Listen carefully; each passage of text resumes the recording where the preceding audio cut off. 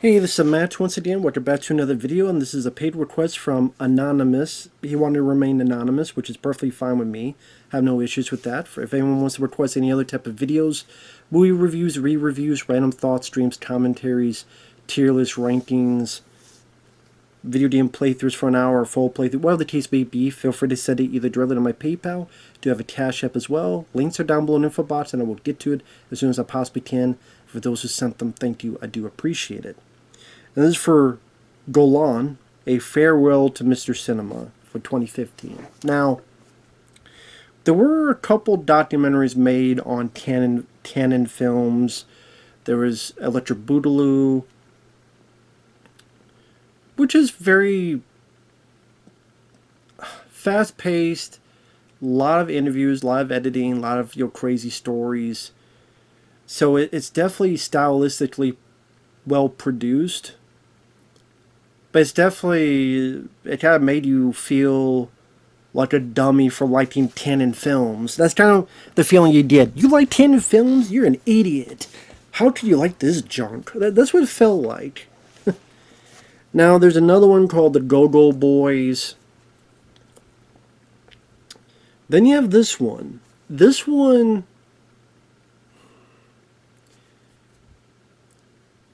I would not recommend it if you're looking for someone that actually talks about the films of Canon. Just barely any of them are talked about. But this was an interesting, sad, reflective bit of business on Menahem Golan. Because this guy, Christopher, followed him along in the last months or so of his life. Because Golan passed away in 2014. This came out 2015. And Christopher had met Golan a long time ago. He had done this 1987 BBC special called The Last Moguls.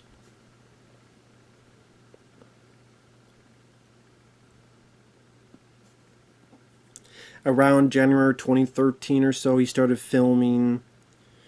And it's kind of a travelogue. It's very personal. For the most part, it's Golan talking to the camera, walking around where he's at in Jaffa in Israel, and just kind of reflecting on his life, his love of movies, his passion, dreaming of new blockbusters. Saying his personal favorite movie he did was this film called Operation Thunderbolt in 1977. And I would say I liked it in the fact of, in a weird way, I saw a bit of myself in Golan. Which I know is weird to say because he was in Israel, I'm here in America. But the way he puts it, where he eats movies, he drinks movies, he's just so, you could feel the passion that he had for movies. And he would talk about how, like, he was a kid, he needed to see movies. The Great Dictator, Charlie Chaplin. And, like, there was a punishment where they had to guess what color panties the teacher had.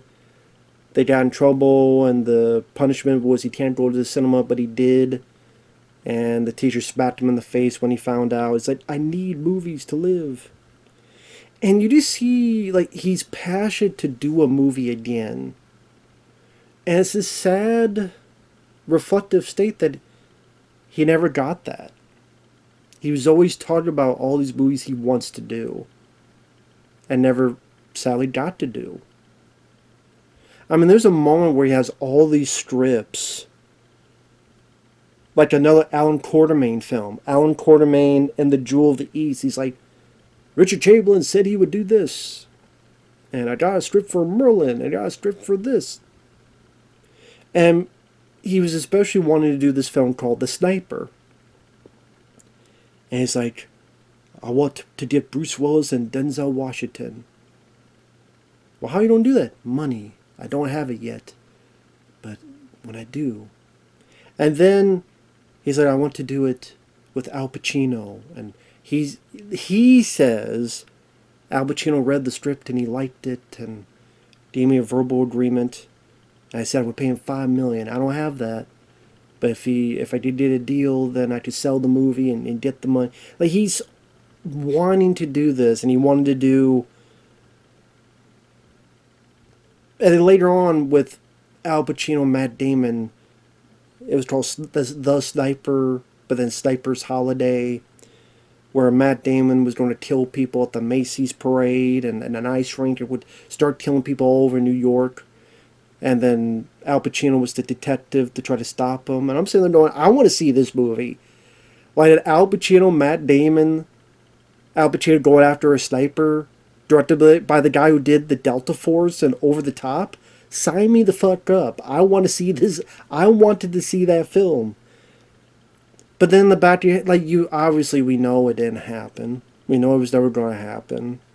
Pretty much knew. And it's just sad where tragedy, where you tell that him needing to make the film a blockbuster was like his way to keep on living. And we tell these stories, like, he showed where he grew up in Tiberias. He talked about how he called Stallone's lawyer and he's like, what do for a movie? You do know he did 6 million. I'll make it 10. And within a week or two, got a deal. Or about how there's a movie being made around there called The Young Racers, and Roger Corman was doing it. And he's like, I want a job. Okay, you'd come to this hotel, you'd be my driver. Okay.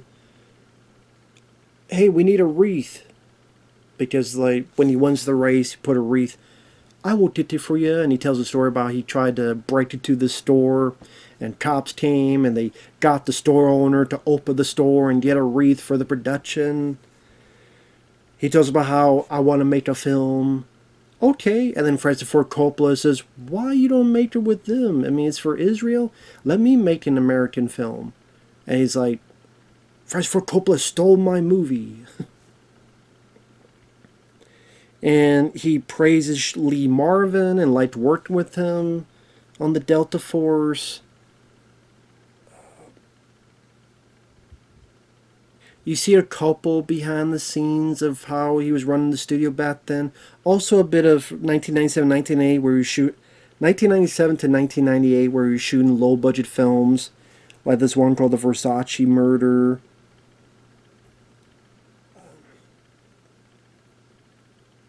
He tells a story about how Brando says, you get $3 million, we'll do a movie together. Then a week later he passed away. He talked about how, letting Robert Altman and these directors do the movies they wanted.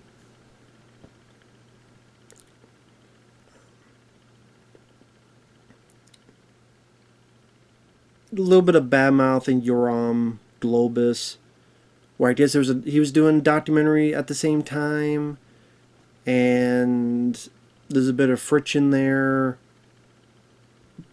So he didn't get to talk a lot about it. But it's more kind of just following this guy along, where he lived.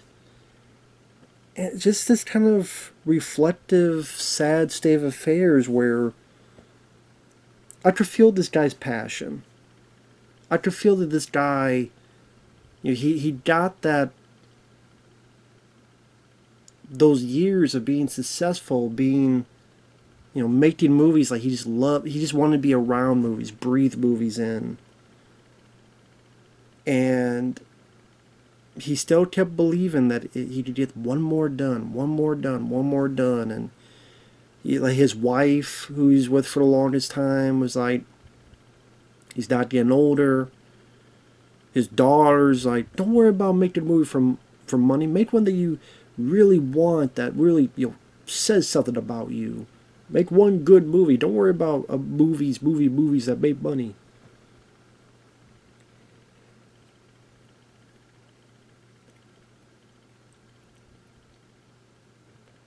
But it's this passion that he had, that he wanted to do more.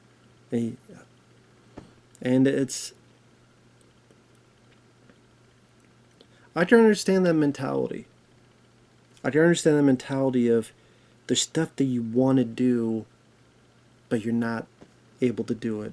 And he'll talk about how, the mind, is willing, but the body is not. Or stop. Why stop trying to make movies? You stop with life. As in, the hope of making another movie was keeping him alive. That's what it seemed like. And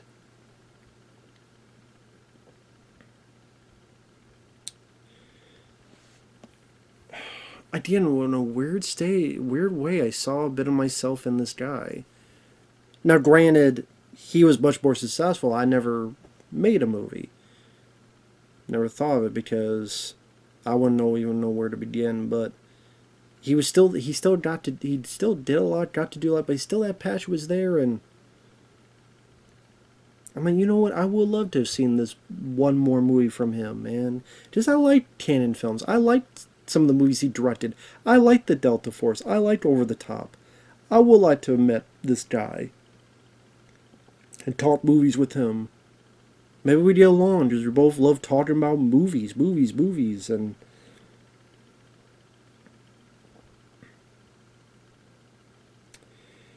then sadly, there's the director of the documentary got a message that he fell and had a serious head injury, and he couldn't do much.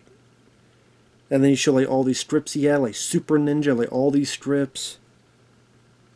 And then at one point he fell and broke his hips. Then apparently like him and Yorm Globus, they did some Q&A. They got, talked to each other. And then 3 months later he just passed away. He was in a car talking. The person went out. Hey, you want to come? And then he was just, I think he fell and was dead. So it's, again, if you're hoping to hear a lot about the old movies that he did, you're not going to get that. Again, we'd like to have heard about we never got to hear how was it directing Over the Top from him. He tells a little bit about doing Delta Force, but just a little bit. Like he was praising Lee Marvin. But it just, I don't know, they just shit on a lot. Those films just shit on a lot. But for people like me, we really enjoyed them. For their entertainment, I think Over the Top is a good movie. And then I know there'll be people that snicker in and stuff, but I would sincerely thought it was a good father and son story. I have friends who feel the same way. It's like, man, if we could have talked with Menahem Golan, that would have been nice. And I think it would have been a fun get together or something. I don't know. So it's definitely more of a personal, the last months of a guy who you can still see again that drive, that passion for movies, wanting to talk movies, wanting to do one more movie, and then the sad state of just never happening, never coming to be, and that's how life works sometimes.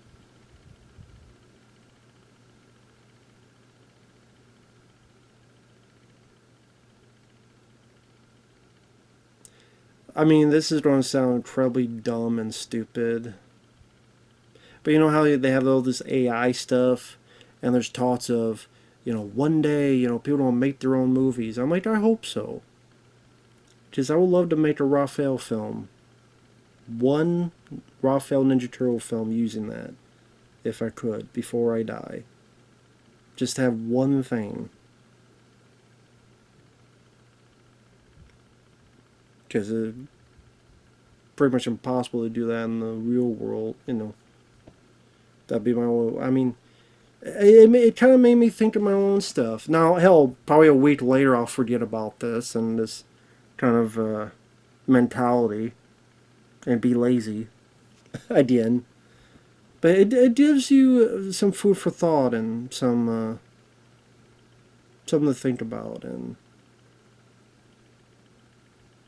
It's not too long. It's like an hour and 14 minutes. I would say this: if you want to get a little bit in the mindset of Menahem Golan, which you didn't, being a fan of his and his movies, it was nice to see. It's not going to be everyone's cup of tea because it's not as... I mean, Electra Boogaloo did talk about a bunch of movies, and it was very stylish and the editing and stuff. Much more exciting of a documentary. This one is more about the guy, more about the man, and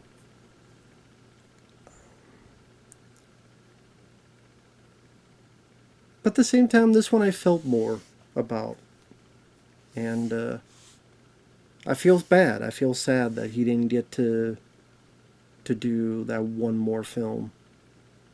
I think other people around him knew it was never going to happen, but he still had that hope and passion, and